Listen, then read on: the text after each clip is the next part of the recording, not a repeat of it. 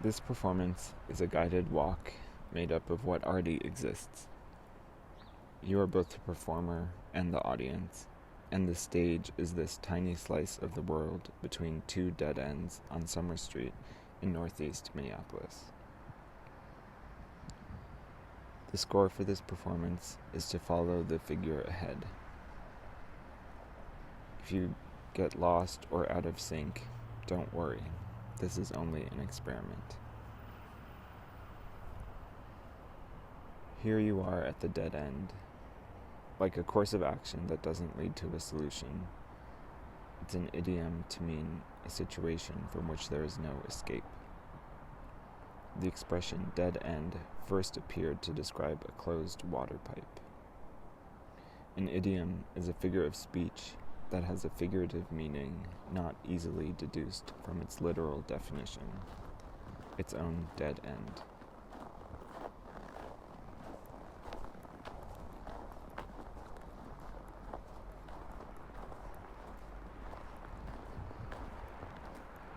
I read Octavia Butler's Parable of the Sower and found myself returning again and again to a refrain.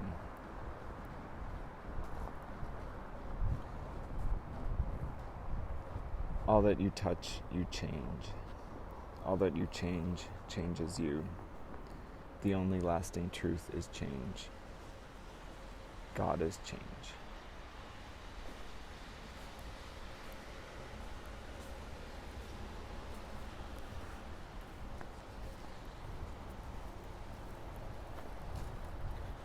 And isn't it true?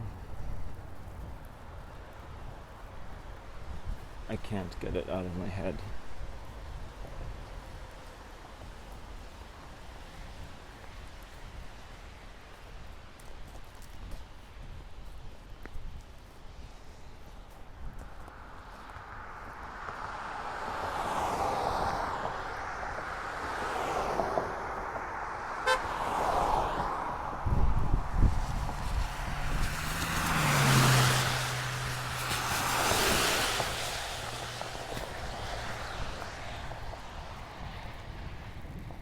A dead end isn't the end.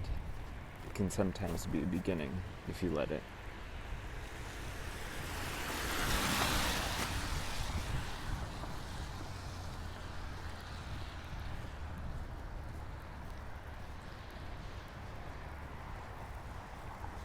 A hawk appeared in a pile of leaves at this hole in the fence. As I got closer, it reached its beak into the pile of leaves and pulled up a dark hunk of something too big for it to swallow in one bite.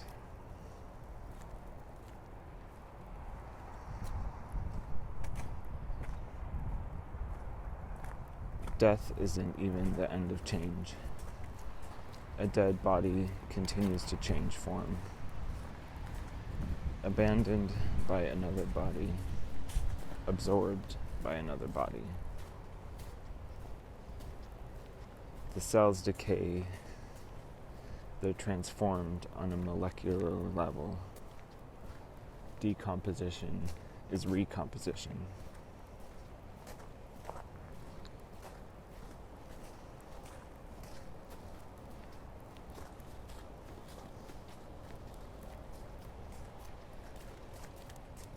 Maybe that's part of transubstantiation, recognizing the grains that form the bread and grapes that make up the wine were once part of something that perhaps composed the body of a man in Palestine.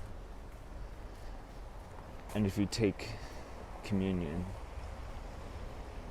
your body transforms the bread and the wine until you become part of the body of Christ too.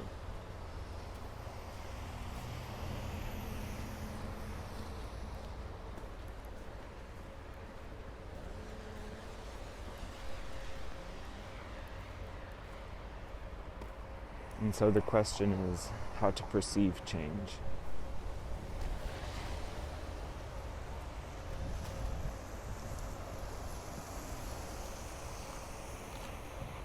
Every time you step, a little bit of your shoe rubs against the cement and wears down the sole, and a little bit of cement rubs off and becomes dust and floats away.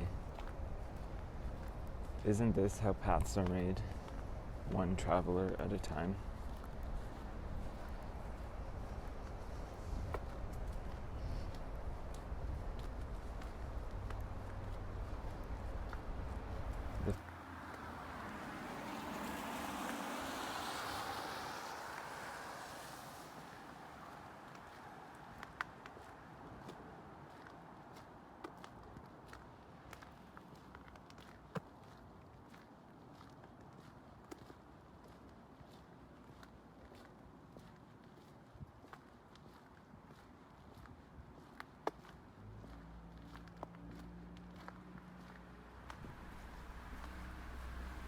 And you're here at the underpass.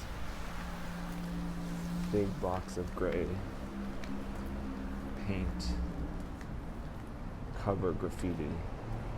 The graffiti will cover the gray, and then more gray painted over that, and more graffiti, and on and on. The constant war between the street artists and the city bureaucracy.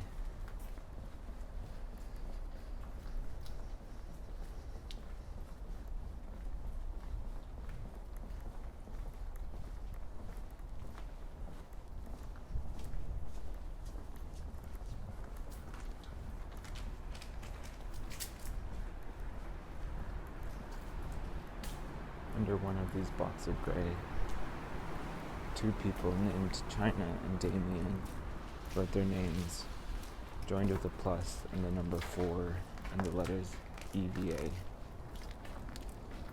And then the words olive juice. Mouth olive juice to yourself.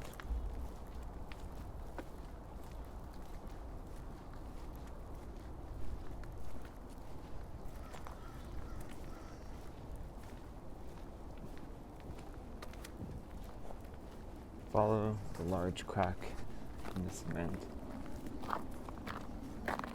Cross the street. And look at the sign, rooms for rent. Head towards it.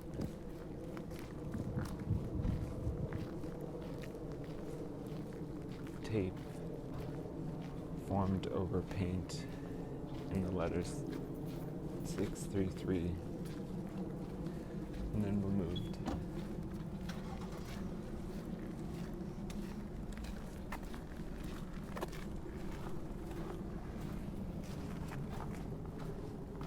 These cracks and mounds from a certain angle,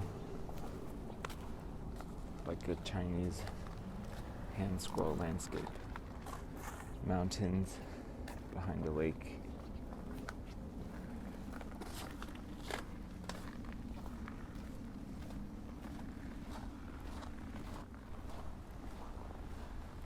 This kale grew in the summer, held firm in the fall, and is slowly withering.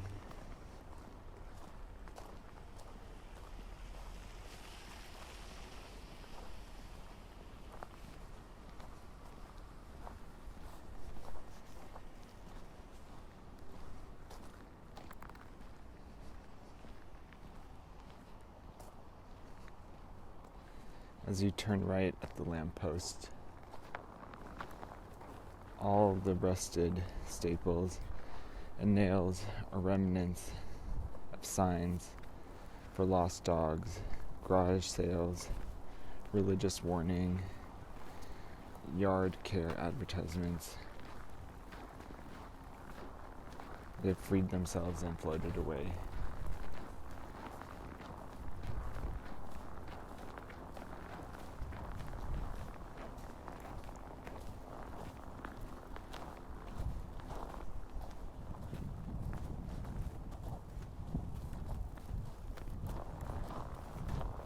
First snow came early this year.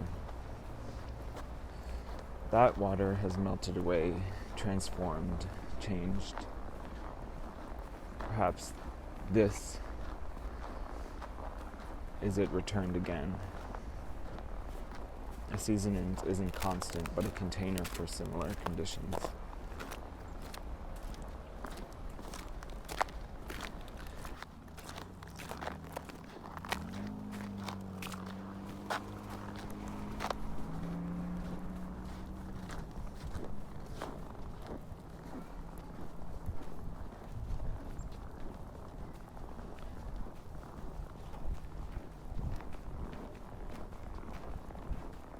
And in the houses, you can see change too, and resistance to it.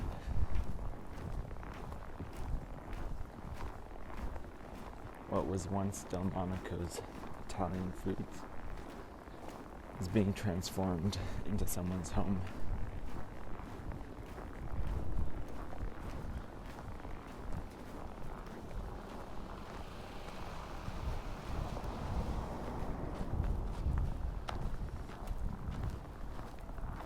New windows, new paint, new fence.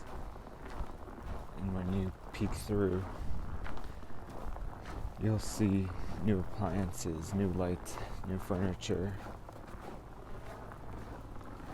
But the Delmonico's food sign has stayed.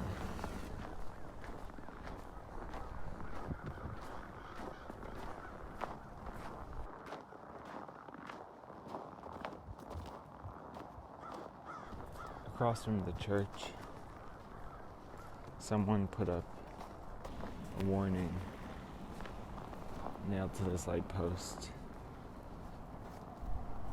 It read, "I saw a great white throne and him who was seated on it. The earth and the heavens fled from his presence.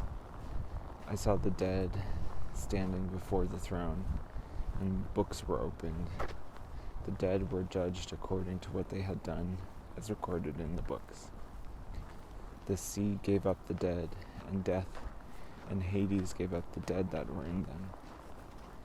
Anyone whose name was not found in the book of life was thrown into the lake of fire." If you believe this, then even our souls, apparently, aren't forever stable.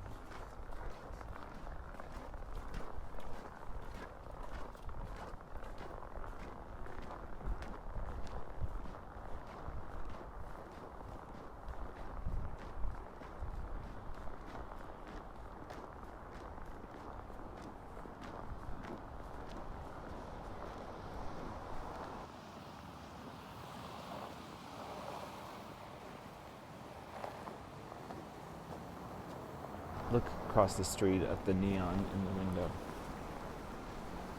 The element neon once flowed into and out of our bodies through the air we breathe in. It's been temporarily trapped, formed into shapes, but one day it will burn out, the glass will break, and it will be returned to the atmosphere.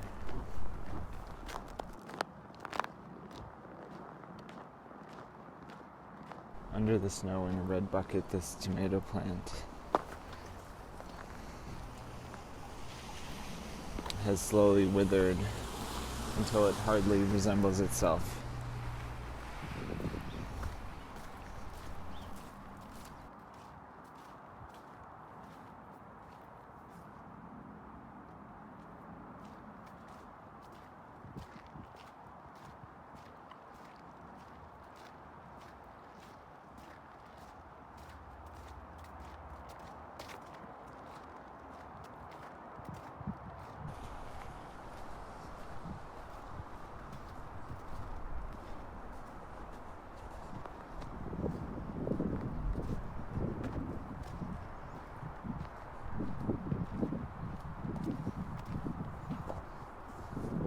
Now you're approaching the sometimes guardian of this lot.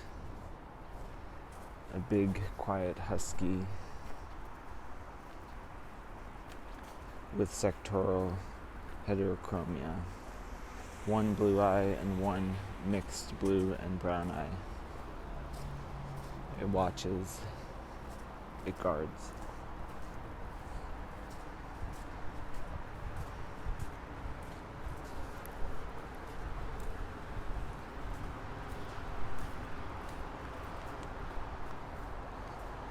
And now you start to hear the roar of cars transforming gasoline into torque, propelling the car across the asphalt. Over thousands of years, buried under sedimentary rock and subjected to intense heat and unimaginable pressure, countless dead zooplankton and algae were forced to become petroleum,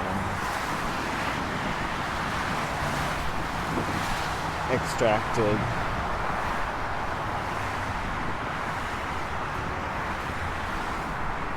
the petroleum is the source for both the fuel and the roadway.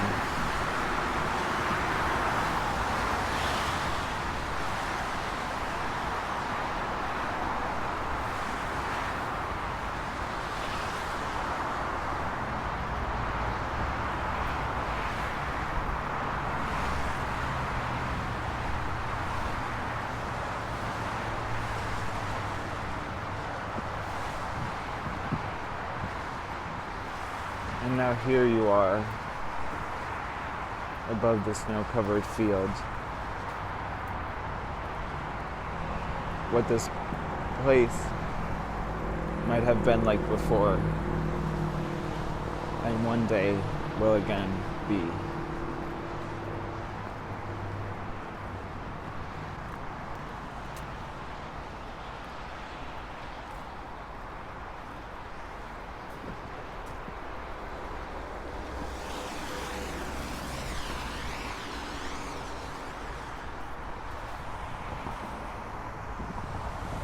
By the fire hydrant, stop and take account of your own body. Some of the cells you started with have died, replaced by new ones. Hairs have fallen out, others have grown longer. You've taken in oxygen that your body is now using. New neural pathways have opened up.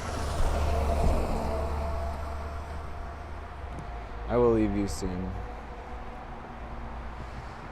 As you walk back towards where we began, take out your earphones. Listen to what's around you.